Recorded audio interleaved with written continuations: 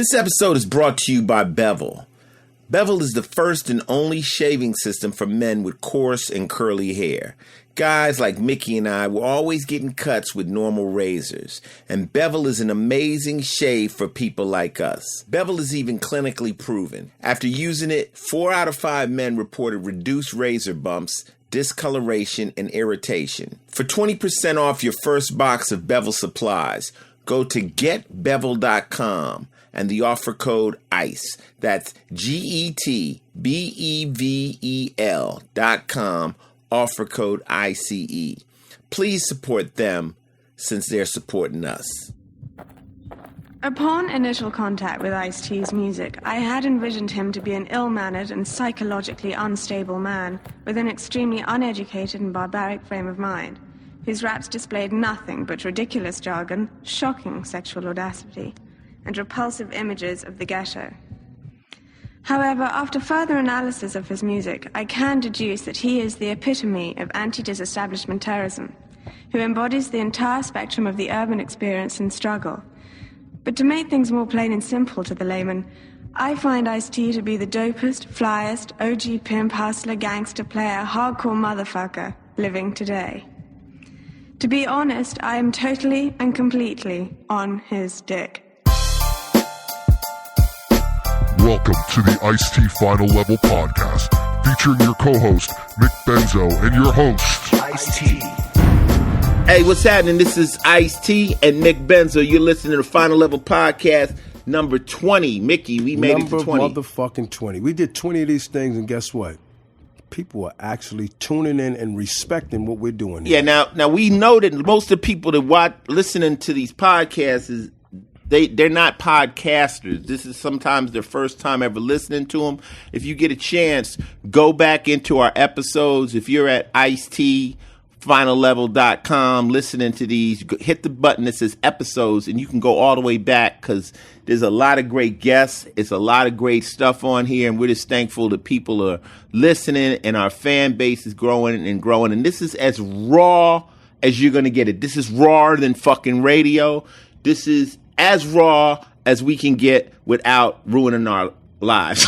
No, you know what's good about it? Since it's archived, that means that you don't have to listen right now. If you tell your man or your homegirl, listen, you know what? Go check out the old episodes. They're there for you. And guess what? They FREE, free. Free. Like that word? Free. And one of my boys told me he was on a plane to L.A. and he was able to listen to 5 episodes in a row. Yeah, they're hour long.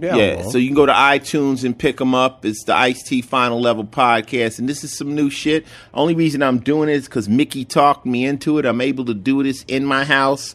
And today we have a very, very, very special guest, because he's not just a special guest. He's also one of my friends, and also I think he'll agree that him and I met at our jump-off points in our careers. You talking about the movie? At our jump-off point. Now, you don't know. In the movie? Do you think that was my jump-off point? Oh, for sure. It had to be. It wasn't Breaking. Well, then what movie was it? I think it was New Jack City. In the house, the one and only Chris Rock. What's up? How's it? Chris we all Rock did work before New Jack, but somehow that became that was the big introduction. Movie. Big movie. But you were a very famous comedian. I was out rapping. Even then. And they brought us to the movie because they didn't really have no. I tell people, say, well, how did y'all get in the movie? I'm like, well, they didn't have a lot of black actors. They did. So anyway, you are listening to the one and only Final Level Podcast, number 20, with Chris Rock, motherfucker. Act like you know. This episode is brought to you by Immune. Immune is an awesome company from California that makes natural probiotic supplements for cats and dogs. Immune is a supplement that you mix into your standard pet food to improve your pet's digestive health, immunity, and vitality. Your pet will have less smelly flatulence or farts, get sick less often, and if you really love your pet, you should be doing what's best to keep them healthy. That's why I use Immune for Spartacus and Maximus. For 10% off, go to PetImmuneOnline.com and use the offer code ICE. That's PetImmuneOnline.com, offer code ICE. Please support them since they're supporting the podcast.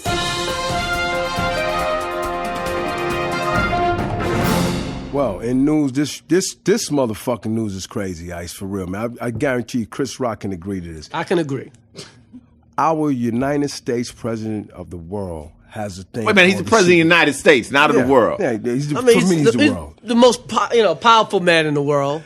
But he's the captain of the ship. United States President Barack Obama has people called, I guess, Secret Service, right? Right. How in the hell do a person get, they can't even come in your door unless they be announced. How can they get across the lawn at the White House, make it in the door, and you say these Secret Service guys know martial art, they can shoot good, they this, that. They let these folks run right up into the president's house. How does Hot 97 have better security than the president? No, for real. Radio stations do have better security. Try to get in the Hot 97 right now. Watch what happens. Nah, no they ID, not. no nothing. Come on, Secret Service. Try to get at Funk Flex right now. And see how close you get. Also, as being the president of the What United did the people do? What did the people With a demo. You don't even need a gun. What did the people do? They let the guy get all the way into the door, and I believe a woman. They actually pushed the woman out the door. I mean, I hate to be Mr. Sexist, whatever, but at the door of the president, they had a woman security guard. He pushed right through. And the guy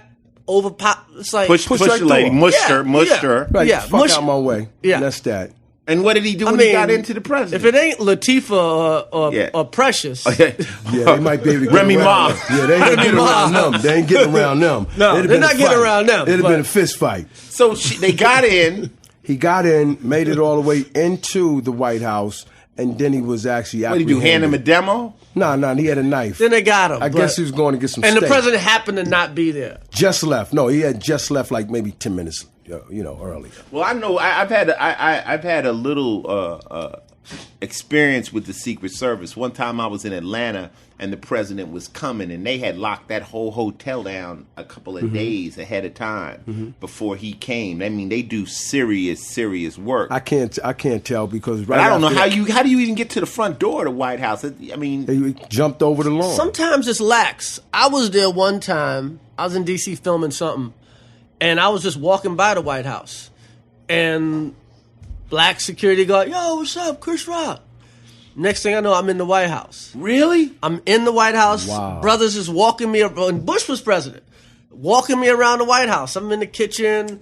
I'm in the Oval Office. And it's like, oh shit, Bush is coming. And like they're sneaking me around to make sure Bush doesn't see me. But Chris, you just broke national security, Exactly. and all those black guys are now being fired now after this podcast. They probably get rid of him. It could have been a lookalike like Chris Rock. Oh my God! Right. And they I'm in there like, So you're telling me right now, Juice can get you in? I walked in the White House. Like, Right. I didn't even like with Adidas on. Like I wasn't even dressed. Like Wow. so. But right after that, Chris and I, So the president of the United States gets on an elevator Right. with a known felon who has a gun, who's just happened to be a security guard. And then he started taking pictures of the United States I president. got on a So he got a elevator little, with Clinton one time. I met And Clinton. I think I had weed You met on Tricky me or Dick? something. You met Tricky Dick? I met Clinton. Tricky Dick? Bill Clinton. They like happened to Tricky have Dick, weed baby. on me, and Bill Clinton ain't Tricky Dick. Tricky Dick is Ronald Reagan. No, Tricky no, Dick no, is Richard Nixon. No. Yeah, no. you're right. You're right. No. Yeah, no, he's right. I tried to correct you, and I was wrong. That's Tricky right. Dick is Richard Nixon. But you were right that he was wrong. Yeah. Today it's going to be interesting. You guys got the best we got to podcast. hold that We only one. had news, and this You got shit's to already hold that gone. one. But I met Bill Clinton one time. This is after he was president, right? So I shook his hand. He goes, Ice-T, original gangster. I'm like, what? And he goes, yeah. I'm like, are you telling me you don't? He says, no. Chelsea made me listen to a lot of different rap records, and then she quizzed me. I know about your record, The Power. It's about the penal system. I'm like, So what president do you want to win on national? Clinton is. I want Chelsea to run for president. So what was the president that went on TV that was actually talking about your Cop Kill album? What president That was was that? Quayle. That was the vice president. Same that was thing. the President, VP? vice That was the president. VP? So you know a lot of presidents. And You sure? And Bush had something to say about me back in the day. I'm saying you know a Son lot a of Bush. you know a lot of presidents, man. You sure you OG or you? Secret Service. Look, I ain't no Secret Service, brother. You know, when you get to this certain level of the game, that they need to know you up there in the Oval Office, man. You end up knowing a few. Yeah. But you know what? I've met a few. I've met Carter. See? Bush. Both Bushes. And you from Brooklyn. They met you. You met them from Brooklyn. Carter, both Bushes. So you met them before Jay-Z met Barack right now. Yes. But Chris knows if Brooklyn. he went to jail, he couldn't call him. No, I could not call him. Yeah. Carter, both Bushes. Clinton. I met Nancy Reagan. That's dope. Have you ever, you know those little cards the cops give you when they stop you sometimes and they like you, they like use that PBA card. Yeah, little PBA. Wouldn't that be cool if the president handed you one of them? Like, have you ever got a problem with this? That'd be fly. Oh my God, that's the card. They should put that in the works, man. Can we get one, Barack? Barack, throw me a card. You ain't called ICE yet, and you got his number. Yeah, NSA got my number. I used to have his number. Barack's number. I used to have his straight up Chicago number. I think Jay-Z blew that up, though. I think Jay. Jigga Man got I love it now. Jay to death, but I think Jay got a little fly with the president, telling him to go chill on the beach and forget. And I'm like, come on, Jay, it's the prez, man. Like, I think so. Now somebody told Prez, don't mess with no rappers no more because they'll put you in a record, They'll put them on an album cover. They'll put you in a record, and that was cool. But hey. That's Secret Service, and that was a big thing. I just came back from Africa. Yeah, what part you got? I went to Johannesburg. Okay. And nothing wrong with that. Everybody, when I was over there was like, yo, I used to be careful of Ebola and this, that, and the third. But what people don't understand is that Africa is a continent. Africa, I'm saying it's like 4,000 or 5,000 miles from top to bottom, maybe even 6. It's long. So I was 3,000 miles away from Liberia, where it was happening. So people weren't really worried about that. But the cool thing about being in Johannesburg and Cape Town is it's like being in New York. First off, it looked like the Valley. I'm thinking it doesn't look like what you think. Oh, that's amazing. Mm-hmm. It's beautiful over there. But all the people you meet are from different countries in Africa. So you meet this guy, I'm from Nigeria, I'm from the Zulu Kingdom, I'm from this, I'm from that. But everybody went out of their way to be very nice to us. We had a wonderful time. So who went over there? Me and Coco. Okay. We went over there for a trade show she was doing. But I think because apartheid just ended 20 years ago, there's a reaction down there for them to show how nice and wonderful the country is, because they pushed the Dutch people that were in charge with all that craziness to the left. Mm-hmm. So now the people out there go out of their way because they South Africa needs a facelift. People still think negatively about it. Well, I can attest to that. I went over to Angola with Fat Joe and Ja Rule, and they treat us with a lot of love, but they still had people walking around with water on their damn head because. But see, that's Angola. Yeah. That's not Johannesburg. They driving Ferraris, Mercedes, Benzes. Oh, they do the same thing. No, they do that in Angola too, but there's definitely a poor neighborhood, and there's a poor neighborhood everywhere. No, the lighting system in the water is very hard to get in Angola, though. Okay, well, Johannesburg is like New York. Everything. You been to Africa, Chris? Yeah. I shot my last special. I shot in Africa. Where? In Johannesburg. Okay. Yeah. So, yeah, he knows. Yeah. So. And they treat you first class. They let you back over. They didn't let Mos Def back. I had my bodyguard used to bodyguard FW de Klerk. Okay. Ooh. Oh, word? Yeah. So they let you back. They let you back in America. The most racist person. The most racist person ever. Right. Your bodyguard was my bodyguard. Oh shit! See, so they let you back in the United States, but they won't let Mos Def back in. He over there. He's stuck. I don't own anything. Yeah. All my shit is paying the bills. My bills are paid. I have a hate relationship with my accountants, but they kept me out of jail. You understand? My shit is really. I'm an asset. Yeah. To America. That's right. I don't take anything. I just give. Okay. But anyway, I love most. Oh man, that's my man. That's my man. It's all about money. Most my man. Yeah. But I got back. We didn't have any problem. But here's a cold thing. Because you give. Yeah. We get on the plane, right? So we know everybody. You say because of course of propaganda, of course. Every time they show you a picture in New York. Question I want to ask you: did you have to take the malaria shot when you went over there? Or no, I ain't take nothing, nigga. I went over there just like that, just like this. Nigga. You don't have to take all them shots going to South Africa, but Angola. I did. I went to Kenya and Tanzania, and I take had to that do shot. all that stuff. Right. Well, I'm coming back, right? So, everybody, every time I would call somebody out here, say, yo, I'm in Africa, they, you could keep Ebola. I'm like, listen, man, I'm good. So we get on the airplane. So I'm telling Coco, right at the point on the way back, I said, the last thing you want to do is have a cold right now because, everybody's nervous and stuff. Why, when I got on the plane, the dude right next to me decide he wants to start whooping coughing, right? Oh, so now I'm under my blanket. Got my shit wrapped up. 15-hour flight. Because I don't want to get a sniffle or nothing. Because I don't want to end up in quarantine. And then, of course, by the end of the day, the United States will say Ice-T came back and brought something. But anyway, that's not a laughing matter. No. But I had a wonderful time in Africa. And that's just... It's unbelievable. Africa is great. If It's you good. can do it. Go there. Do Great safari? place to visit. Yep. I saw the white lions, all kinds of... Safaris.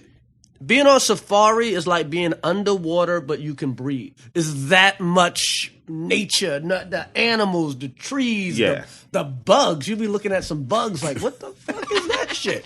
What the fuck? They look like squirrels. What kind of fucking roach is that? That's an exact. Like, you want to bring that roach back? Yeah. But we had exotic looking. We had a blast over there, so I'm here, to let people know if you get a chance. Especially, I can speak for South Africa, and the people from all over the different countries were all wonderful to us, and it was a great thing. And one other thing you got to remember is they're Americanized. Yeah. They watch MTV, they watch SVU, they watch Ice Love Coco. wear They the ask same about clothes. Spartacus and Maximus. Where the dogs? I'm like, it was You told me amazing. they starting to play Ice Loves Coco over there, right? This is the first season over there. I did shows over there. It was like I was playing Atlanta. Like, I ain't have to change Everybody nothing. Loves Chris is over there on Everybody, TV? yeah. Yeah, dope. Okay, and that was news.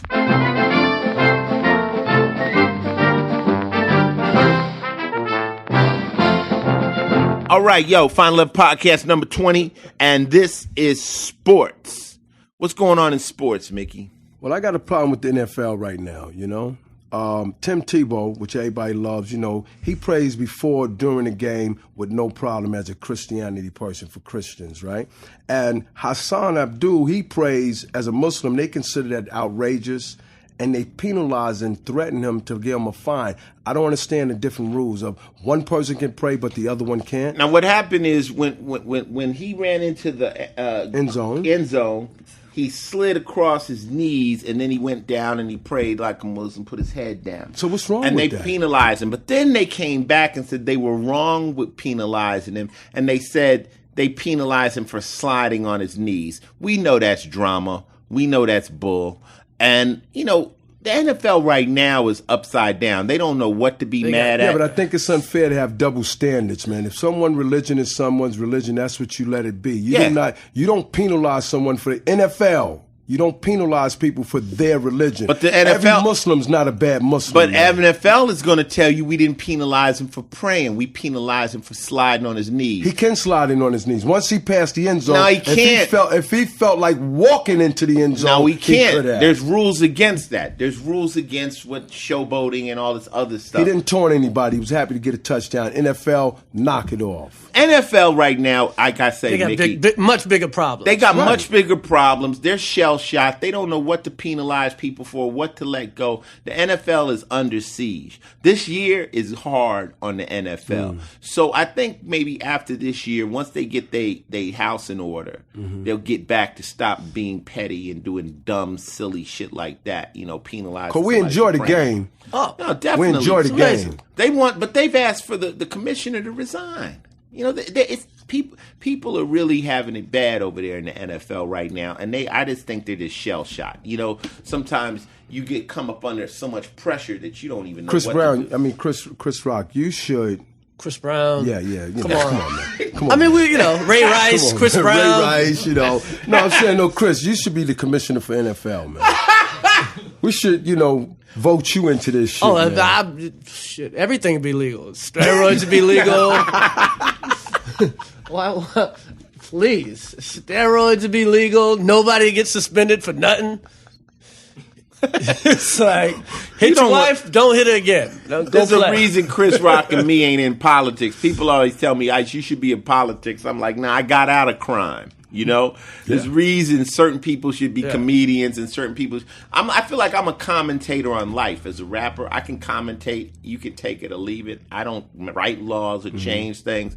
When you have the power to really do stuff, you got to take that and be serious about it. And, you know, that's a heavy job. The commissioner in the NFL, can you imagine being in charge of all those teams and now they want you to be in charge of every player's behavior on and off the field? Yeah, I mean, forget about it. There's a couple of pagans. What are you talking about? Barack whatever. Obama, United States of America. He got to watch everything. He's get blamed for everything that happened, even in the Bronx. Who? Barack. So he's got to have his eyes on. He the commissioner. He got to watch everything. All Barack got to say is, I wasn't in the Bronx. Yeah. Well, they're going to penalize him for not knowing. They done gave up on the president. This is my, back to you talk about Barack Obama. Here's my point with the president, right? Who the fuck wants to be the president? Nobody with sense. Yeah, I can't even pay my cable bill. It's crazy enough to be in charge of the world. You have to only want to be the president because you want to be the president. You're not making any money.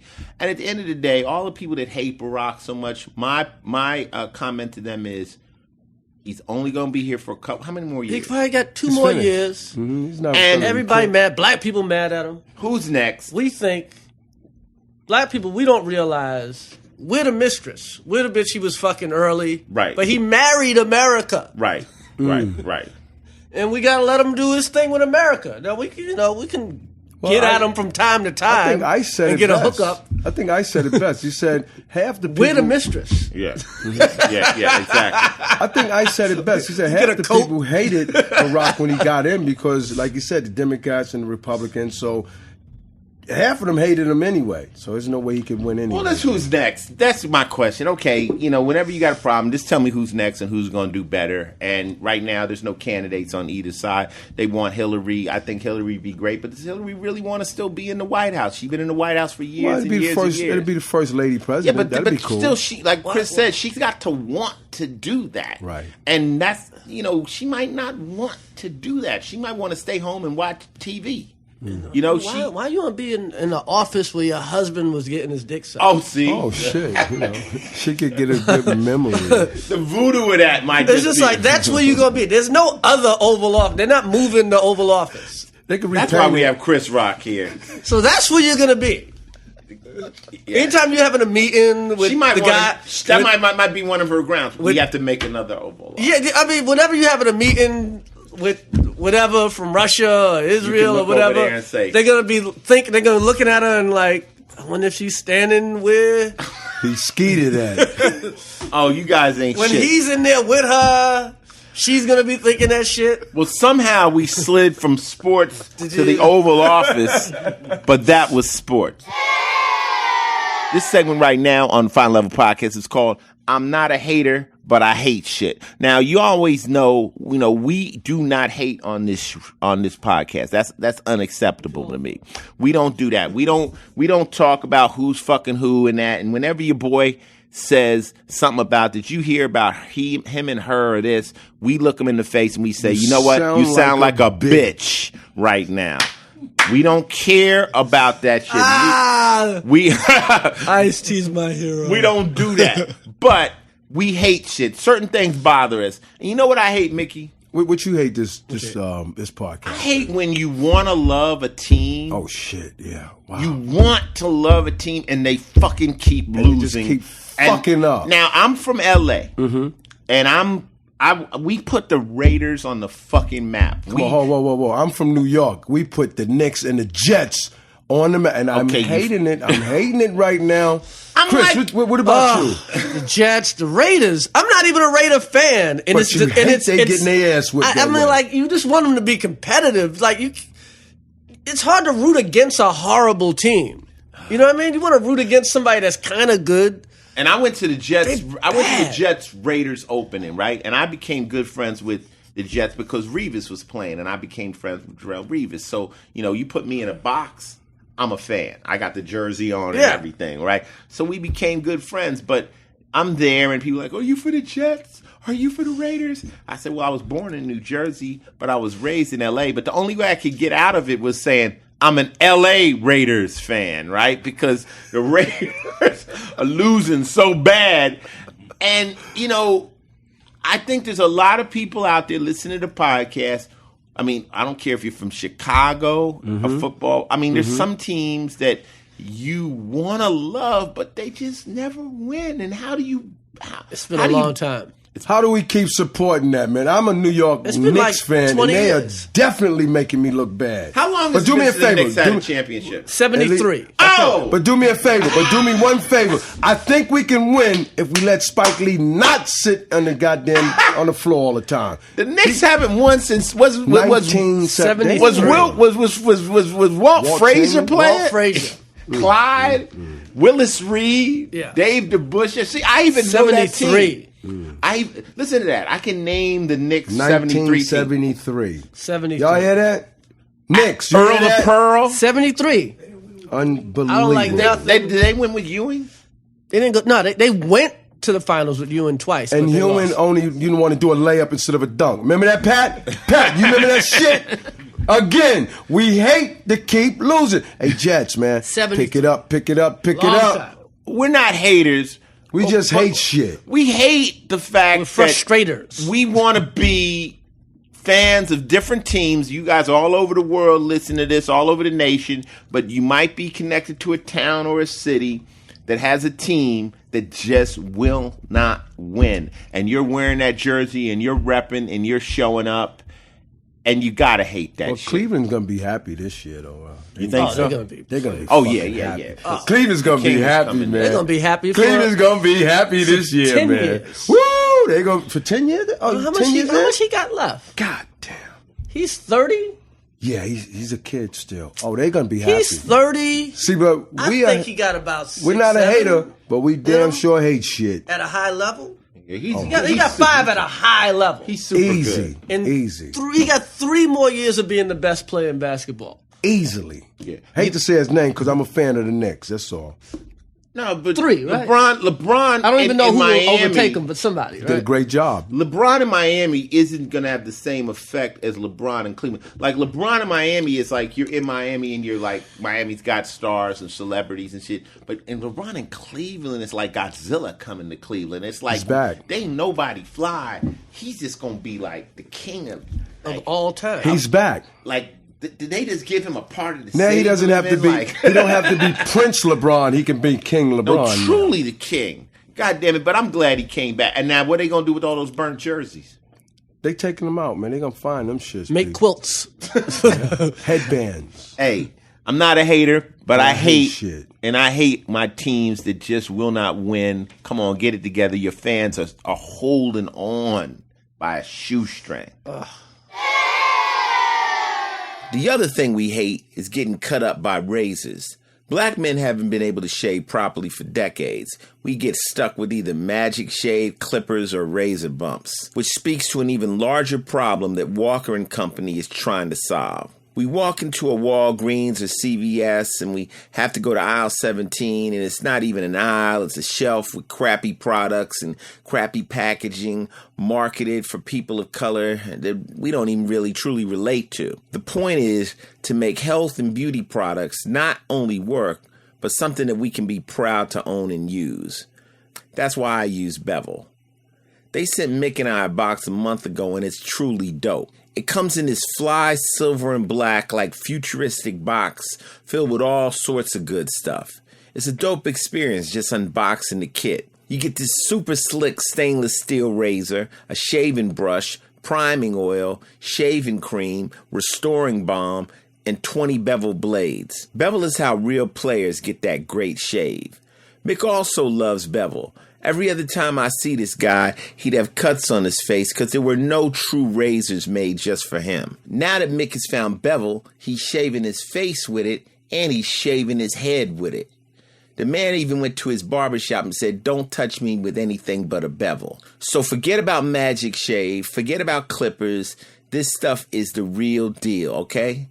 Now for 20% off, go to getbeville.com. and the offer code ICE. That's GETBEVEL.com and use the offer code ICE. That's GETBEVEL.com, offer code ICE. Please support them since they're supporting us. In the criminal justice system, sexually based offenses are considered especially heinous. In New York City, the dedicated detectives who investigate these vicious felonies are members of an elite squad known as the Special Victims Unit. These are their stories. Okay, this is Final Level Podcast number 20 with the infamous Chris Rock and Mick Benzo, president of the world. We're going to let you be president of the world. You're going to be the president of the world. I got my own dictionary. You're the president of the world. And this segment is called Behind the Scenes of SVU. Now, SVU is back. We just came back. You see, we got new people in. What season is this? This is season 16. Goddamn. 16. Now, me and you met before. You're like Jeter. Yeah. You gonna retire?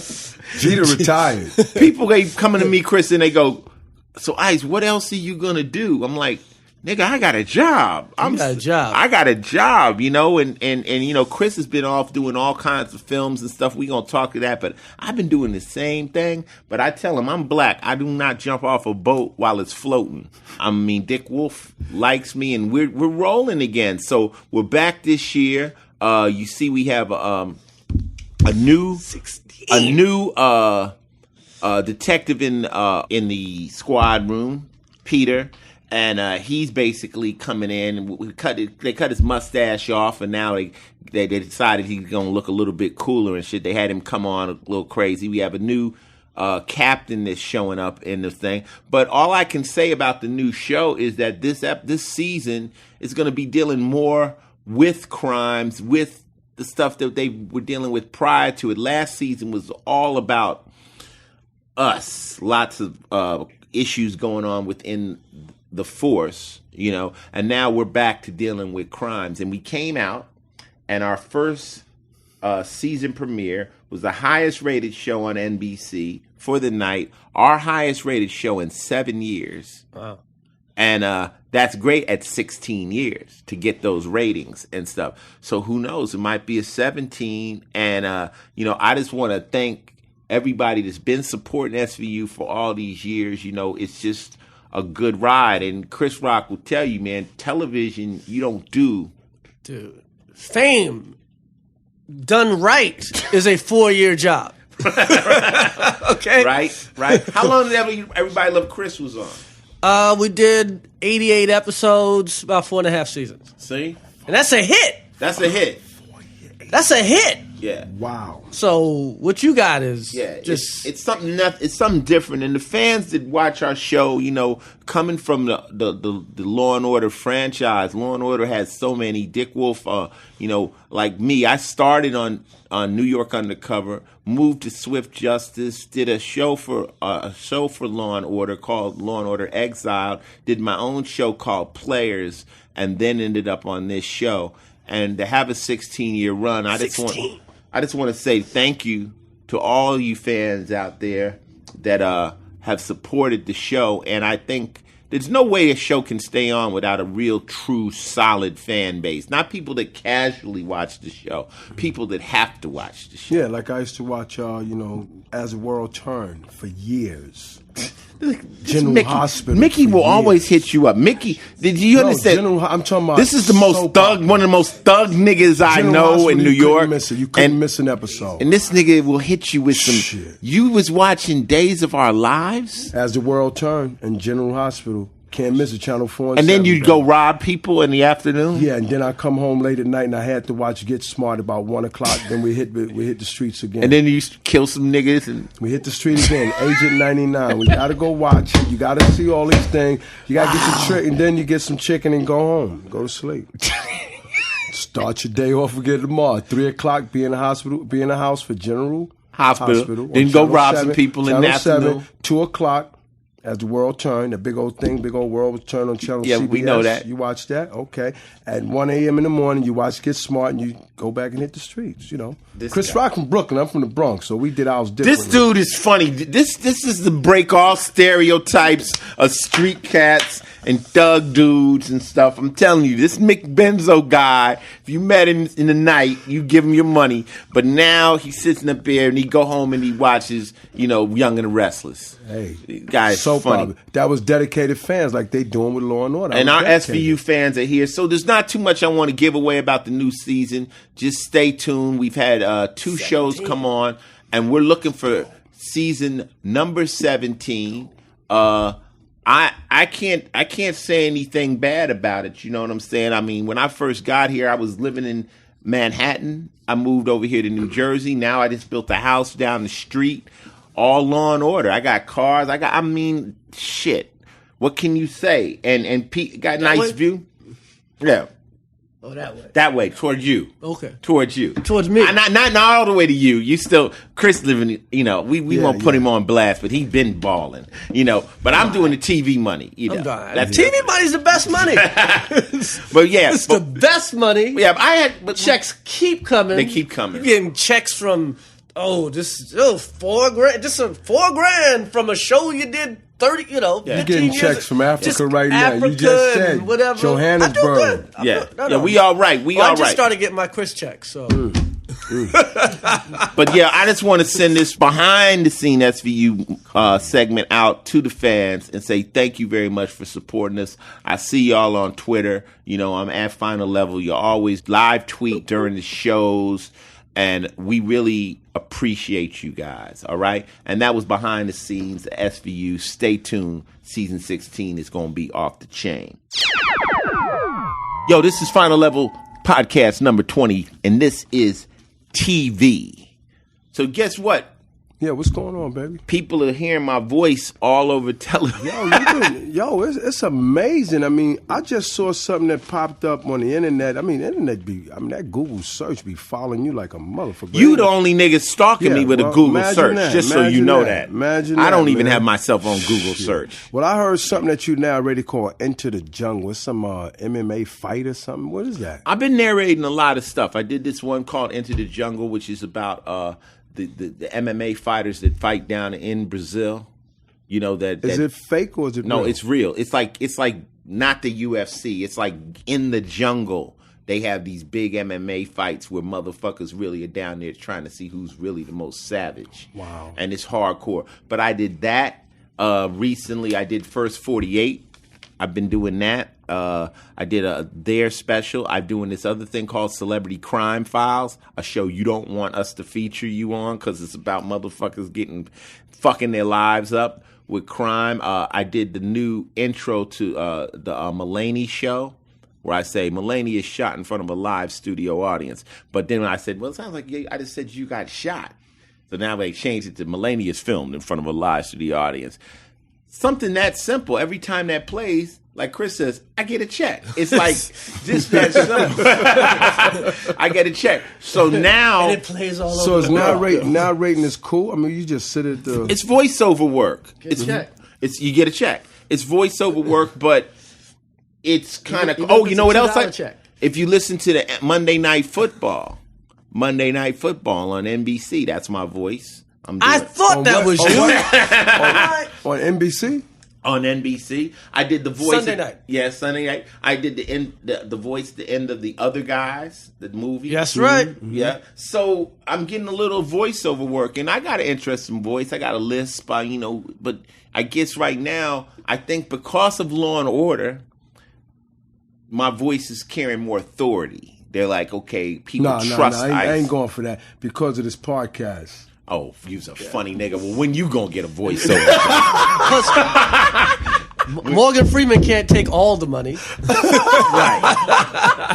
But the crazy thing is you do them, but you have to wait on the response. Mm-hmm. So just as easy as you could do them, people like, fuck Ice-T, he sounds stupid on that show. I didn't like him on First 48. Wow. But people are like, it made it even more serious. They believed it more. And I just think, I guess people have been listening to my voice for years and years. They've been listening. It's a gift, too. It's a gift for who you are as a person. Because these voice jobs, They can get anybody. What you did. I'm the Madagascar. Yeah, now tell me about that.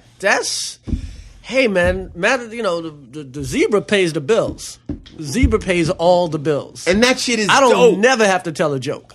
It is about the zebra. Funny, the zebra. Yeah, that cartoon joint. Yeah, Madagascar. Madagascar. And Eddie was doing that stuff Eddie too. doing Shrek. Yeah. Oh man, the last Madagascar 3 made $700 and whatever million. Like in the top 10 movies ever now made. You need to go to Madagascar 16 and I'm quick. like, whatever they call. Zebra, come back.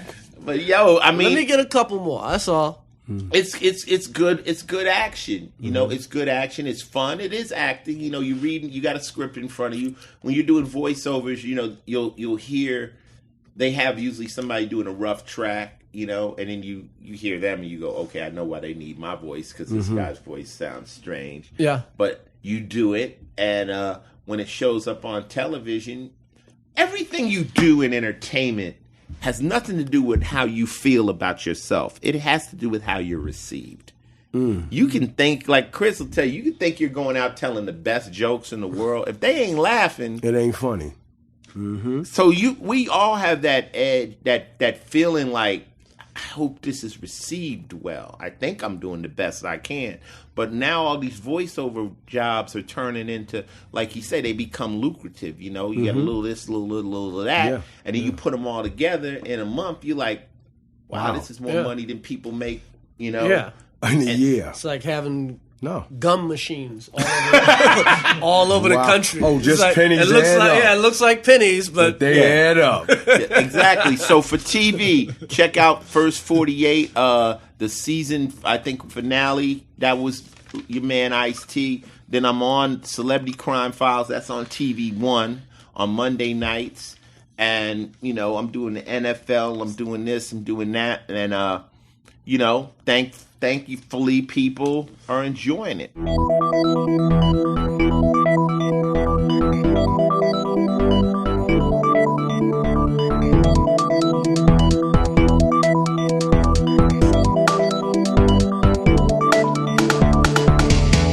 Final Level Podcast number 20. Today we have one of my favorite people and friend, a real friend. You know, you know when somebody's a friend because y'all don't talk about money. Y'all don't talk about money. You just talk about life and things. You know what I'm saying? Chris Rock is in the building. The one and only Chris Rock. Yeah. The one it's and not only. a floss fest. It's just like, okay, Yeah, we here, and you know, you got cars, I got cars. It's not a thing. You got a place, I got a place. It's not a thing. It's not a thing. You've been places, I've been places. But we still return each other's phone calls, and that's a cool thing. And you know, let me say something for Chris. You know, like when I start doing projects and stuff like that, you know, Chris would say, "Hey, Ice, yo, do this." We don't call my man, just done. You know, Right. And when I do a project, if we get, you know, Chris is busy. I'm aware of that. I think we both also respect each of us are hustling at high rates of speed. Chris gets the call, never know, done. You know, and I was just on the phone with Scarface. One of the greatest. You know, and Ghetto Boys. I was talking to him about a project me and Mickey are doing, a concert. And he was like, whatever you need, OG, I'm there. I said, well, what do we got? Don't worry about that. I'm there. You need me to come over your house right now? You know? And I'm like, that's your friend. You know, that's a friend. And sometimes those lines get blurred, you know, with people and stuff. But to have Chris on the podcast, there's so many things we can talk about and we've been through together. It's just a great feeling. And today, like, we knew we had to do the podcast because I was working later. And then Mickey calls me and Alex said, Chris said he'll do it. I'm like, damn, Chris has a premiere tonight for his movie. You know, and they had sent me the invitation, and I'm like, I gotta shoot at 7:00, and that's when the premiere. I'm like, how the hell is he gonna come? I'm like, he ain't coming. And the nigga just walked through my door by himself. This is realness. By himself, lives down the street. Took my creep car. That's what's up. So what's happening, baby? You What's gotta have a creep car. yeah? I see that. You can't just have Not that can't fly. just That have ain't no a creep. Bentley That in front of ass car ain't no creep car. Knock it off, man. creep car. You gotta have your All right. We call them in the hood. We call them undercars. yeah. That's my Under. Yeah. So what's going on, Chris? What's happening tonight? Let's talk about the movie. I got a new movie, Top 5. Top 5, like, you know, when niggas get together, they always start with their top 5 rappers. Right. So the movie's kind of about, it's just niggas hanging out. Right. Talking about shit. Right. You come up in somebody's top 5. Oh, shit. You actually come In the up movie? In the movie. See, so I got a little I got my name. This is cameo. my nigga. I'm in it. You come up in the top 5 Right. in the projects, and everybody in Brooklyn hates. Okay. And then she's like, no. Then this girl brought you up in her top 5, and she starts doing 6 a.m. police at my door. Right. Fresh Adidas squeaking horse. The bathroom floor now- is see, in that's the what's movie. up. That's what's up. And I've been noticing you've been doing lots of movies with Adam Sandler. You guys. That's my man. That's your man. That's what we started out together. Like you go back with Scarface. Me and Adam Sandler used to make $5, or make $7 at the end of the night. And okay, But people don't know that. should we take a cab downtown, or should we just take the train? Should we hop the turnstile to get to the other club that serves food, that lets you on and pays you food? dope. Yeah, we made new. Like, I know Adam Sandler from that. But see, thing of it is, people will see, like, you know, Adam Sandler, they see Chris Rock, and they be like, okay, this is a connection of business. But you're saying, like you saying, that's my man. We made no money. That's We real. were broke. Okay? That's right. Just in a comedy club talking about Richard Pryor and Eddie Murphy and, like, just trying to get on. Crazy. Yeah. So we go that far back. And see, I met Chris Rock. I was watching him. He was on a few TV shows, and I knew about this young, like, street kind of edgy comedian. And then we ended up doing the New Jack City thing together, you know? And we popped up, and they pulled me in because I was a rapper. I was kind of popular. And at the time, there weren't a bunch of young black actors. No. When we did New Jack, I'm not saying this. At the time, you and I were the most popular people in the cast. Mm-hmm. Really, just because we had done shit. We'd done things. We'd done things. Nobody knew Mario. Nobody knew Wesley. Nobody knew... Wesley had done Major League. You know, G-Money. You know, no one knew Alan Payne. No. Mm-hmm. You know? Mm-hmm. And you know, that kind of like what got me confident enough to act, because people like... Dude, and you were actually making money. Yeah, you guys are Yeah, it was in the music business. Yeah, you guys are actually the stars. Don't get it fucked up. You might not think you're actors, but y'all can pull this off. And me and Chris was in there, and we just raw. And before the show was put together, we had these read-throughs. So at that point, me and him wasn't homeboys, but we had a mutual respect for each other, and we knew we had a lot of lines together. So they had Orange Juice Jones. Orange Juice Jones was playing G-Money. Right. Originally. You kidding me? Yes. Yes, Wow. Orange Juice Jones from Walking in the Rain. So next thing you know, Orange Juice Jones is there, and then one day we pop up, and Juice is gone. And there's a dude named Alan Payne there saying all the words. And he was saying the shit like he had been... Like Rehearsing an it already. actor. He'd been rehearsing already. He's like an actor. Yeah, like... And me and Chris looked at each other like, yo, these motherfuckers will cut you so fucking quick. We got nervous. Like, I think we were kind of confident up to that point, but at that point, me and him got nervous. So the lady was like, well, you guys are finished with your parts for the day. You can go. And Chris was like, fuck that. Fuck that. Who would you say they had? That's like, is Charlie Barnett downstairs? Yeah, I thought it's Chuck D downstairs Charlie with a Barnett dread used to be wig. the one on 42nd Street all the Yeah. time. Washington Square Park all the time. Yeah. Funny. And I thought Chuck D was downstairs with a dread wig on. So we both knew who they had as our replacements reading our lines. But then so we just stayed down. We started to work together. And, you know, it was an interesting experience. New Jack City was a New Jack movie. Like, the director was a New Jack. Yeah. The producers were New Jacks, New Jack actors, New Jack soundtrack. New Jack. Remember we kept running out of money? Oh, shit. In Like, a movie? Yeah, like, there was a couple of times while we were filming where, like, this shit is getting shut down. Yeah. like, the chase on the bike was a car chase. But So it turned to a bike. It turned into a bike chase. Like, we had no money. It's like Wow. somebody had to Inside. think fast. Inside news. When that chase started, I said, I want to do all my stunts. and that nigga got on, and Chris was on the bike, and I ran about for about 2 hours. I said, fuck. You need a stunt man. How about I run into the camera? Can you get somebody to run away from the camera like that? And, it was, you just start to bond and stuff. And like I'm saying, I think the fact that he wasn't a professional actor and I wasn't, neither of us had an ego. We were just like, fuck it. We didn't have big trailers. We didn't have trailers. I don't think we had, you know what I mean? Like you be getting dressed in somebody's apartment or something. It wasn't even like, they had enough money to make the movie. I want to talk to Chris about Everybody Hates Chris. You said you did 88 shows. 88 episodes. In the 4 years. Yeah. Why was Chris always being pause on picked this. Before that, I was in L.A., and me and Chris was bumped into each other because we see each other at a time. And I was like, we were at a restaurant. I think it was on Sunset Plaza. And I'm like, what you doing? You said, I got a show. I'm about to pitch something. Remember that? Yeah. Said I'm about a show called Everybody Hates Chris. And I'm like, okay.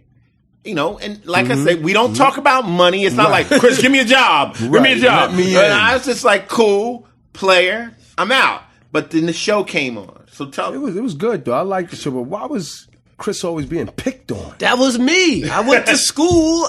Hey, man, I was born in 65, man. Okay, and where you lived at? I lived in Brooklyn. Brooklyn. I lived in Bed-Stuy. I was bused to school in Garrison Beach. How can they the pick whitest on you neighborhood. In Brooklyn? People think that Dr. King told his speech and racism was over after that. Okay. Racism is not over. First, it's never over. Right. But black people were essentially slaves till about 1975. Right. Mm-hmm. Like, white people would try anything till about 75.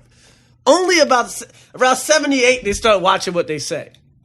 Yeah, the hip-hop was in effect then. Hip-hop started coming. Just say and do anything. Right. So everybody So I was the Chris. only black kid. Chris, I was the only black kid I was the only black boy in my grade. Imagine that shit. When I got bussed, people had signs like "niggas go home without me," like in Brooklyn. You serious? I'm serious. I'm like, it's 73. It's crazy. Real talk. Hey. People think, I remember like when I grew up, I'm older than Chris, right? I was born in 1958. So that's why we didn't hang out that much. Right. Older guy. My father. He's the older guy. Right, but my father was part of the civil rights movement. My father and my mother was very fair-skinned black woman. They call it she could pass. You might have thought she was white. So even though I wasn't from an interracial relationship, my parents got treated as though they were in an interracial. Right. A lot of who this nigga and all that kind of stuff.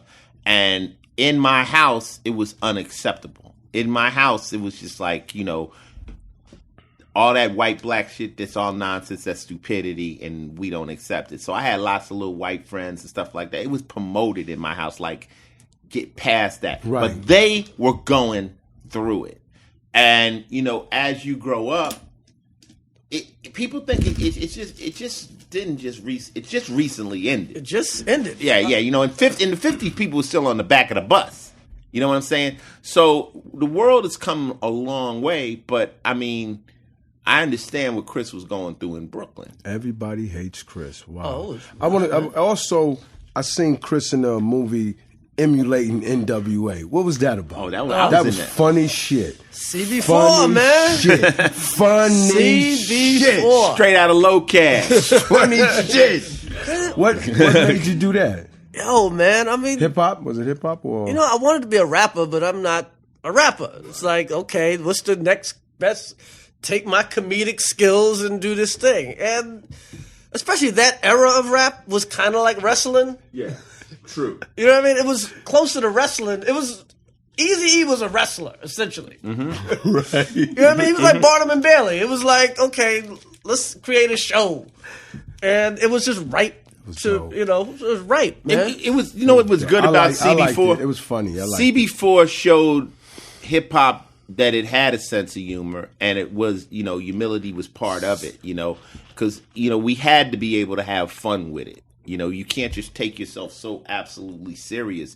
And Chris and them kind of just did, a parody on what they saw. You know, Gusto was the ultimate gangster rapper. And I got a call from Nelson George, and Nelson's like, yo, Chris is doing this movie called CB4, and then we want you to be in it. And I'm like, I'm not, what do I do? They're like, no, you're going to be you. I'm like, what do you mean I'm going to be you? You're going to co-sign CB4. You're going to say you met him because people know you're a real rapper. So if you co-sign him, it'll make them seem real. So I did this thing. I'm in front of their tour bus, and I'm like, yo, they showed me their guns, son. Like I was scared of them. But it was genius, you know what I'm saying? And you know, it was just a funny movie. It could have been... the worst thing would have been if it was whack. But no, the it was funny. No, and it predicted the future. So how did you like rappers taking drug dealers' identities and making records? Crazy. Yeah. Like CB4. Yeah. Did that need to be seen again? We know a lot of those guys doing that now. CB4 is out right now. We don't want to say no name. CB4 is right now. That should be the slang for nigga, like you CB4 ass motherfucker. We know a lot of them. We ain't saying no names because we ain't haters. I say a line on my record where on the new album I say, you might think I'm going too hard. You can listen to me or a prison guard. Now, you can take that two ways. You can say you can listen to me or end up in prison, or you can listen to me or a prison guard. Exactly. You figure out who I'm talking about. But anyway, that's where we are today. That's where we are today. So how did you Very get up CB4. on? How did you get up on Saturday Night Live, the biggest thing on NBC for all comedians? How did that shit? You know what? I gotta say that Live, it was actually affirmative action. Because Saturday Night Live, because Living Color was hitting hard, and they hadn't had a black guy really since Eddie Murphy. Right. And I was in New York, and they scoped me out. And they just threw me out there just to fill up whatever, because they wasn't even looking for a black guy. And I turned out to be good. No, you turned out to be great, not good, great. You know. So you was a quota. Then. I literally filled a quota, But I think Saturday Night Live got you a lot more exposure just being on. It got me exposure, but it also, it's like you in Law and Order. It's like I got in this family and I got in this fraternity of Sandler, and when I was on Saturday Night Live, Conan O'Brien was a writer. Ooh, okay. So, Sandler and Chris Farley and David Spade and all these cats that create shows, all these motherfucking writers on all these shows. I know them all because I met them all at Saturday Night Live. Yeah. So, when you get into these institutions, man, don't fuck it up. Can we look for another Everybody Hates Chris or something in that effect? I'm working on it. You I'm gonna tell you like this. And Chris could take this how he wants to, but I'm a fan of the comedy specials. I'm a fan of his stand-up. That's my shit. You know? Like, I love the movies and all that, but when he's on the stage, can't nobody fuck with him. And Richard Pryor, Eddie Murphy, Chris Rock. That's your three. Yes. As far as when Chris starts walking back and forth and doing this shit, and starts hitting and says, yo, your job as a father is to keep your daughter off the pole. Like, when he starts hitting them shits, I'm just like, yes. You just like, it's like so much truth in the comedy. But that's what we're looking for. I'm saying I don't have any more Red Fox on TV. I ain't got no more motherfucking, any black shows on TV with comedy anyway. My only other person I'm looking for that I love for stand up. I love Cat Williams. I love Cat's funny as a motherfucker. Catch your son. Catch your brother. Funny motherfucker. You know what I mean? Stand up. Yeah, he's good. Like you gonna do the DNA test. The DNA test and find out that YouTube. I'm saying we got no more Flip Wilsons, no more Red Fox. Can we get something coming from Chris? Soon. On TV. Now, I'm waiting for my daughter to get in the car. So I got Lola's 13. Give her 3-4 years. Soon I get her out the house, right? I'll take a job. Right now I'm like a mercenary. Right. I take a job here. I take a job here. I'm gone for 3 months. I'm home because these kids are only young once. Yeah, right. Kids can only be kids once. They're only kids once because they will grow up. So I'm like, you know what? My dad was always working. Let me see how little I can work. That's why. Let me see how little. So Everybody Hates Chris I did it as a piece of art, but it was also like, how do I make money and not have to leave the house? But you know and what? Be around these kids. You actually narrated it. Yeah. And I would narrate it like I'm doing, like at my house or go to a studio nearby. And like, how do I do this, make money, and be able to pick my kids up from school and be this corny motherfucker for a minute? It really wasn't corny though. But you know what it is, Mickey? What he's saying is a jewel, because success, right, is all whatever you equate it as. You dig? And I found out on my quest that I don't really need so much money to be happy.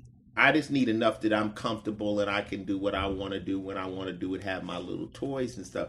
And sometimes you can just want to be so wealthy that you just give up everything, all your family, all your life, really. And, to be in a position where Chris is, where I can say, I'm a mercenary, I got my bills paid, I'm good, I got money in the bank, I'm cool, but I care about my family. That's very admirable. No. Because some of us go on this binge hustle. Oh, yeah. That just... And you're like, okay, the difference between 20 million and 30 million isn't that much a difference. It's that, if you got 20 million, you got to go to 100 million to really fill up. And even 100 million. It's not that much. If we go to eat, they don't have $100 million steak. You know what I mean? Like, me and Bill Gates is going to be at the same restaurant. They don't make... You know what I mean? They don't make $100 million. You and Bill Gates have the same car. Exactly. You're right. You know what I mean? You're right. People tell me, they can make bigger houses. It's real talk. I'm on Twitter and I say, yo, I'm at House of Pancakes, and they like, you're at House of Pancakes. What are you doing at House of Pancakes? I'm like, is there a Gucci egg I'm missing or something? Like, the fuck is an egg? It's like, a McDonald's pancake it's $3. Yeah. And it's as good just as good as House of Pancakes. Right. It's as good as any breakfast you're going to get. Being rich ain't about money. Being rich is about having options. If you can only do one thing, you ain't rich. Right. That's It's about having options. Yeah. And your real wealth is your relationships. See. Dope. If you got real relationships, you got real friends, you got a real woman, you got a like in other words, what he's saying right now is, if Chris didn't like me, the nigga would not be here, and there ain't enough money to get him here, or would it cost us a lot. So, it's just an honor to have Chris here. We kind of live in a parallel university. University. I did a Mickey word. A universe. Keep that. Fuck that. Edit that. We live in a parallel universe, right? In New Jersey, and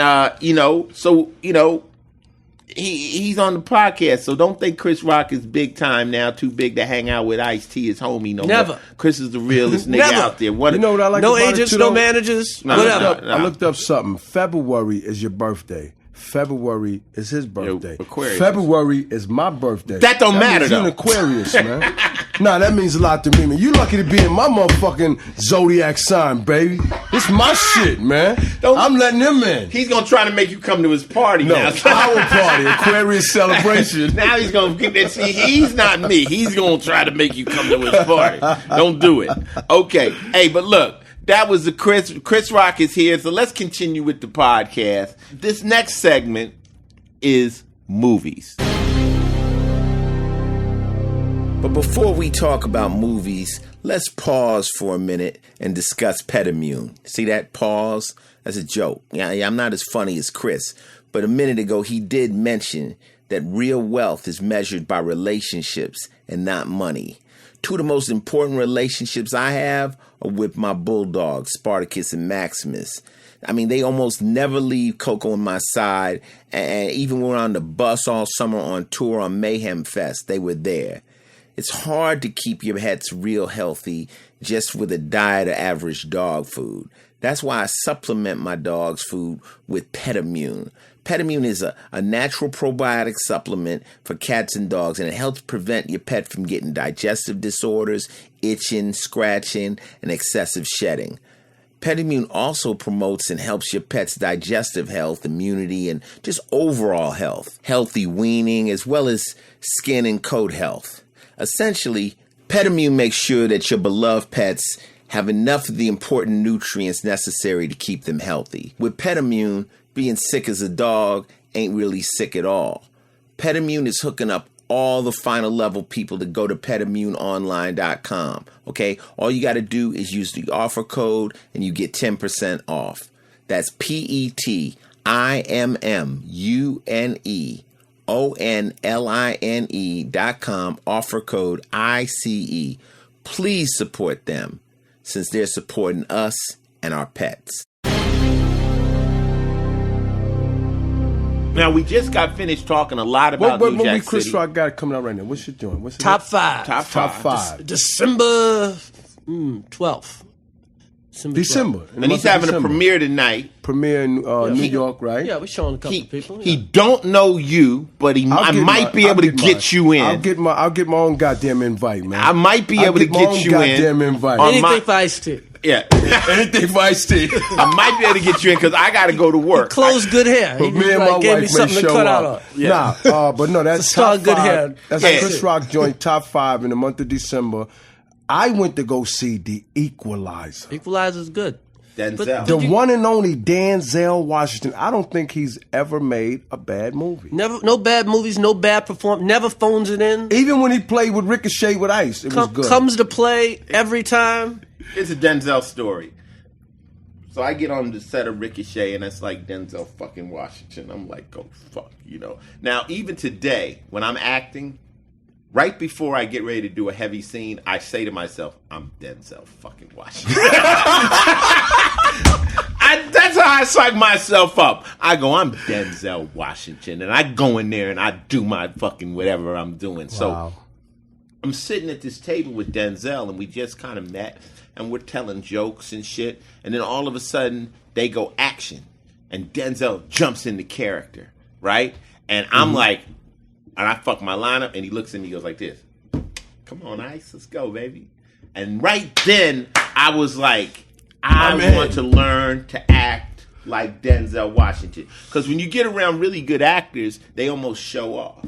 They'll be telling the joke and shit. They'll be way out of character, and they go action. They'll snap into character, scare the shit out of you. Right? They just show off. Like some people are method actors. They got to play the part the whole time. Real good actors just drop into that character and scare the shit out of you. Like I've seen little girls sit in front of me and cry on cue like 5 times, and then stop and talk And then stop, yeah, and pow. And so when Denzel did that to me, I was like, that's the kind of actor I want to be. But the man is just he's just dope. He's just dope. Denzel's dope. I mean, he played Malcolm X. Shit, man, he's the best. He got game. Yeah. Just the performance, just like definitely. And the thing of it is, he can go from what's fly about Denzel is he'll go from like the most respectable person he'll play, then to some gangster shit. Frank Lucas, Training Day. Yeah. Some gangster. So tell us about the Equalizer. Well, I kind of dug it because he was supposed to be a guy that was an old assassin. And then he decided he didn't want to do that anymore, I guess because he lost someone. I think it was his daughter. And he said he wouldn't do it, but then he kept seeing somebody being picked on, which was a female, and went back into the old world that he was, and you didn't want to see him there. He was dynamite. You saw it? Yeah, you saw it, Chris? You saw it? I got to see Denzel, it. I don't go... You won't miss a movie of Denzel. A week. I won't even be out a week. Before you, I see it. Yeah, Denzel. Who's the other dude? The older cat, Liam Neeson. See, I like them niggas because they say that older cats can still bust that ass. So I think it gives me a chance to still do some action films and stuff. They're Expendables. It's funny though, but there once was a time where all the tough guys were young. Now they all got gray hair and they busting that ass. But we already know don't fuck with old men. Old men ain't got no time for you. They gonna try to kill you really quickly when they, you get in a fight, you talking about knocking him out, he's trying to murder you. Yes. he's trying to murder you. But Denzel Washington, he gets our shout for films. I want to see this new movie that's coming out with Keanu Reeves. Oh yeah. Which one is that? I don't know. It's got some weird name. Yeah, it's an action film. And it was directed by 2 stuntmen, but I worked with Keanu before, and it just looks brutal. And I heard he's just kicking ass all through it. I like action movies and stuff. The last movie I saw the movie with Idris, was called No Good Deed, No Good Deed. Yeah, he's good. Oh yeah, I seen that. That was decent. That's pretty cool. That was decent. No, it actually was good. You just spent the whole movie saying, "Bitch, are you crazy?" Like she was letting it. Like, okay, having such a great time and don't know him. Ain't that lovely? Yeah, like, and got such this big ass. almost caught feelings. Like, then he got mad when he said, I ain't thinking about you. Hasn't this big ass put you in danger before? Right. This is not the first time. No. But then, how about hear what Chris was saying? Hold on, pause. Chris said, "You got a big ass, girl. You know you got a big ass, right? Don't let nobody in your house so they can walk around and look at your big ass." So he's at the door dripping. Before you know it, within 20 minutes, this fool is out of his clothes. Putting on her husband clothes. Yeah, why don't you give a foot massage while he's there? It was just like the whole show. You saw that movie? Yeah, I saw it. You're just like, what are you doing? Richfield? Are you crazy? I'm closer to the Garden State. Me too. I go there, but Richfield. I seen Chris right down the street. Which one's Richfield? 95. 95. Okay. I seen your mom's at the multiplex down there, right here. Yeah. Starplex. Yeah, we local, man. We local family. I'm Garden State. I'm T-Neck, Richmond. Man. I'm gonna check out Richmond. Listen, T-Neck, son. Baby. I'm T-Neck, baby. Son, don't try to be part of me and Chris' situation. Come on, man. He lived closer to me than you, bro. He said simply seafood. You only ate one time. Listen. They close it down after you ate. We're talking about movies, black ass. Okay. And Richmond. That's where they got the reclining seat. Yeah. Okay. Yeah. Oh, there they go. Let's all just get comfortable. He go right here. You go right there. Go. I bumped in the ice over there. Yeah, I don't like it no more. I moved from River Club. They got a. I don't like it. The seats don't go back far enough. They got Nathan's in there. You can get a hot dog with you. Okay, listen. They need to upgrade it though. They need to upgrade. Fuck all y'all. That was movies.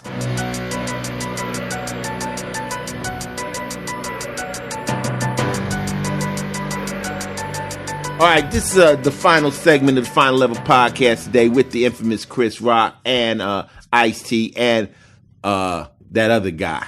Yeah, he forgot my name anyway, as he usually do. Mr. Benzo. It's only Mick Benzo. Mr. Benzo, the one and only.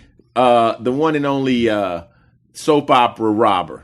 Okay, this is philosophy. And this philosophy segment is brought to you by my Twitter page, Final Level. And every once in a while I drop out some good philosophy. The other day I told you slow motion is better than no motion. And low profile is better than no profile. And people really dug on to that. And they, when I drop the philosophy on you, I'm really just saying, sometimes just staying under the radar is good. You know what I'm saying? You don't always got to be, like they say, the loudest guy in the club. You don't always got to be the center of attraction. Sometimes just taking it easy is the way to go, And sometimes people say, well, what's up with you, Ice? I'm like, yeah. Now, even though my slow motion might be like 90 miles an hour to you, the object is not to play yourself going so fast that you take yourself out of the game. You agree with that? I did that. I agree to that. So today's daily game is slow motion is better than no motion as long as you're moving forward. I always say that the key is not how fast you move forward, is just trying not to move backwards. Right? Just keep it moving forward. Mm-hmm. And low profile is better than no profile. Even if you're low, you're still on the map. No profile will be considered prison. Wow. Wow. Prison or dead. Wow. Right? So sometimes when you feel yourself, you're like, well, I'm not where I should be, as long as you're moving forward. And one thing I learned, people always told me, they say you always have to stay productive, and even if you think you're moving slow, read a book, pick up a book, or go to the gym, or do something that moves you forward creatively. Like even this year, I said to myself, well, I have these projects, but sometimes you're an artist, Chris. Sometimes you got to just start something creative that you feel moves forward.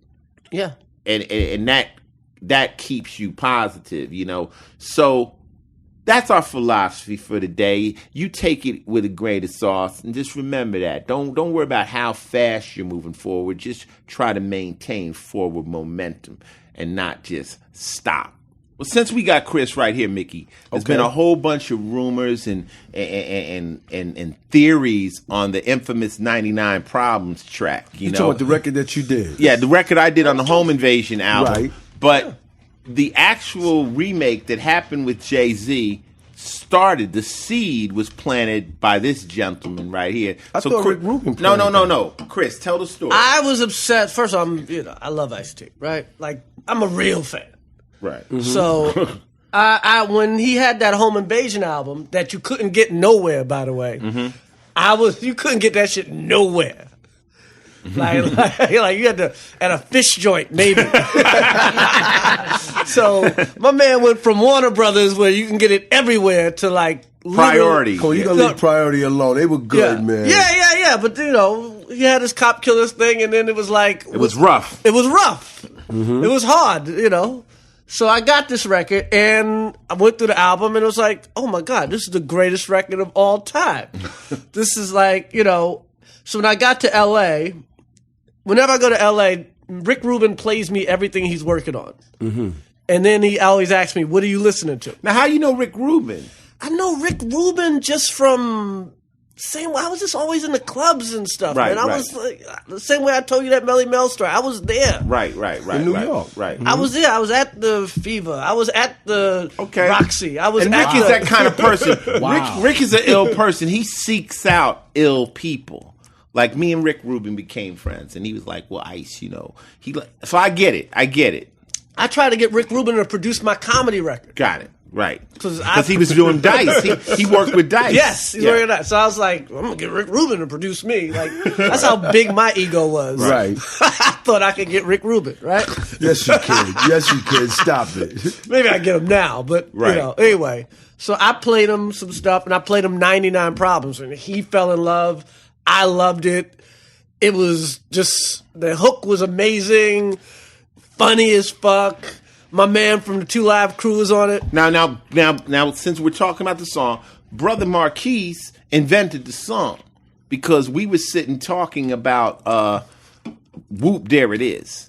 This is how this happened. Whoop, There It Is was what they used to say at Magic City when the girls would bend over and show their pussy. They go, whoop, there it is, right? So that turned out to become a song. And so I'm like, damn, he's like, Ice, I'm sitting there all them nights in the strip club, and that was the phrase that pays. And right after he said that, he says, man, I got 99 problems, but a bitch ain't one. And I go, what did you just say? He said, I got 9, and I said, that's a song. So I went and I wrote the whole song. And then because he gave me the idea, I called him in to do a verse. Mm-hmm. So that's how that song happened. Because you're a gentleman. Right. It's like I'm going to cut my man out. Yeah. So when it was his idea at first, it was his words. So it's like 5 years later, 6 years later, and Jay is in the studio with Rick. They're not even working together. They're not. They literally. I think this is the first time they met. They're literally like trying to feel each other out. Mm. So it's Jay, Rick, and I believe Mike D from the Beastie Boys. Mm-hmm. And basically, Rick's like, I don't know what to play Jay. I don't know what to play him to get him in the mood. Because Rick hadn't even, by the way, Rick hadn't done a rap record in like 15 years. He's been doing a lot of rap. Like he literally, like the Ghetto Boys record was the last record he did. Right, right. Like he had given up rap. Mm-hmm. Mm-hmm. Okay? And so he was not feeling confident about just his knowledge of rap. So I was kind of like being like on some Cyrano shit. Right. Right. Dope. It's like, he knows I listen to everything. So it's like, I was like, okay, play him Can a Nigga Get a Table Dance? Then play him 99 Problems. Right.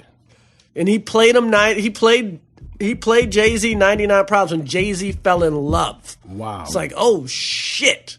And they made the record right there. Mm-hmm. Like he never left. Mm-hmm. And that's it. They just, And what he did I didn't make a dime off it, by the way. He flipped the bitch in the first verse into being a dog. Right? 99 Problems, but the bitch was the dog that was searching the car. Yeah. And of course it was a Rick Rubin track. And that's how it happened. Yeah. And the record became a huge hit. People say, well, did you get paid? At that time, I had a publishing deal with Warner Brothers. So Warner Brothers did a publishing situation. No money actually went in my pocket. It went through the publishing deal. People in music business understand that. And, it happened. So that was neither here nor there. Record got made, but the record just became a mega. I think Jay did a monster. He did a hell of a good the job. The phrase is a monster. Yeah, the phrase. The president has said the phrase. Okay? Yes, yeah. You know what I mean? Like, 99 problems in a whatever ain't one. It's like. Yeah. Jay-Z did a great job. And I wish he would give you credit. Yeah. Yeah, I think he should have shouted his name. It's a little shout I think that could have been done. He could have shouted your name out. Sometimes it happens though. Like you forget. Most of the Jimi Hendrix records are covers of Jimmy doing other people. Hey Joe is somebody else's record. I just did that too. Hey Joe. Yeah. You know what I mean? Right. Like, so it happens sometimes. It does. But the thing is, people looking at me and they're like, "Well, how do you feel?" I'm like, I don't really feel no special kind of way. I mean, and I'm not. We don't talk about it.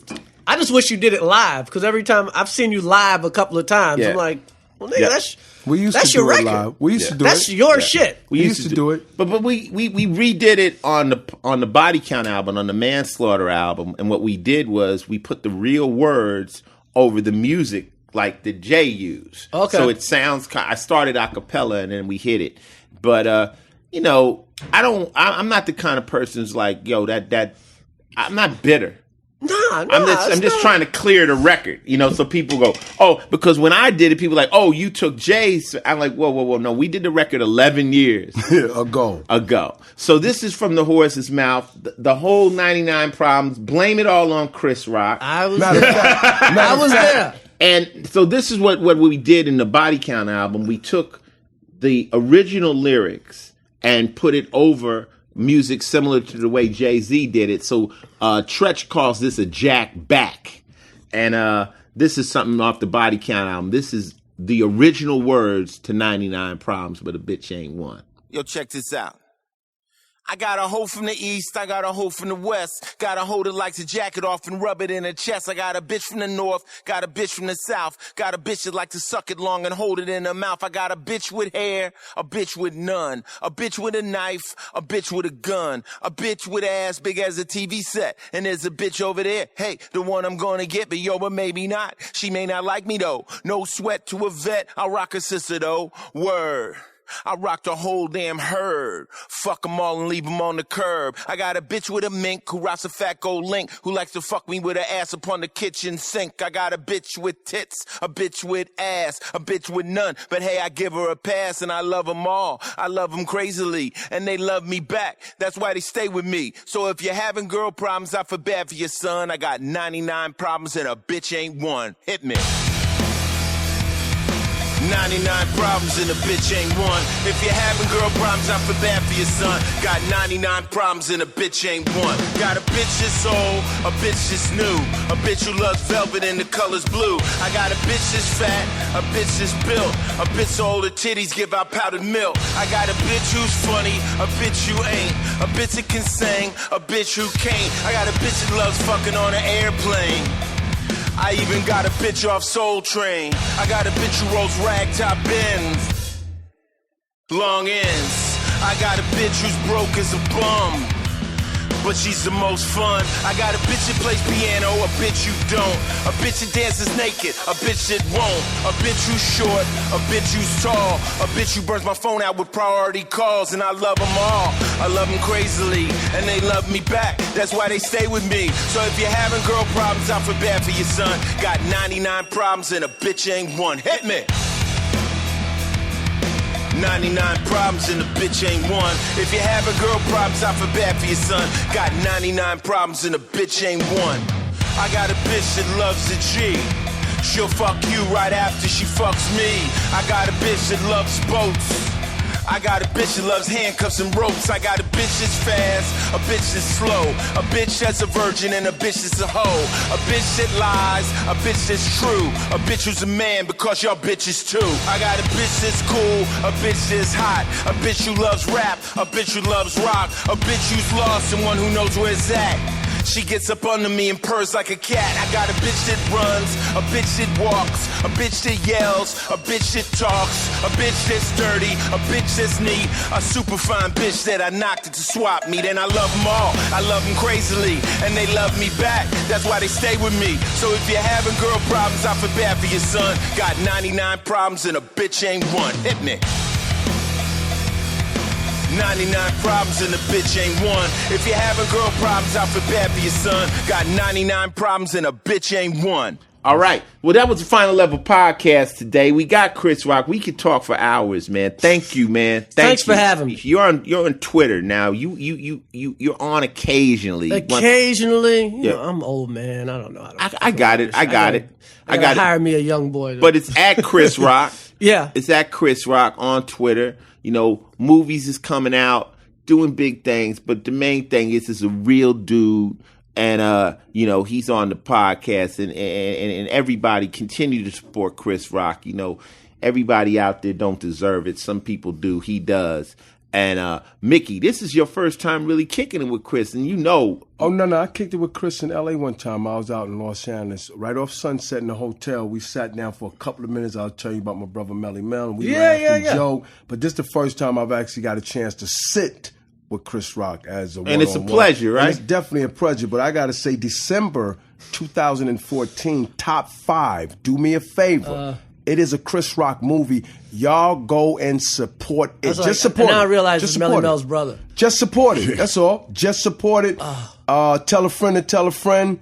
Final Level Podcast don't have nothing but great interviewers and good friends coming through the building, baby, you know?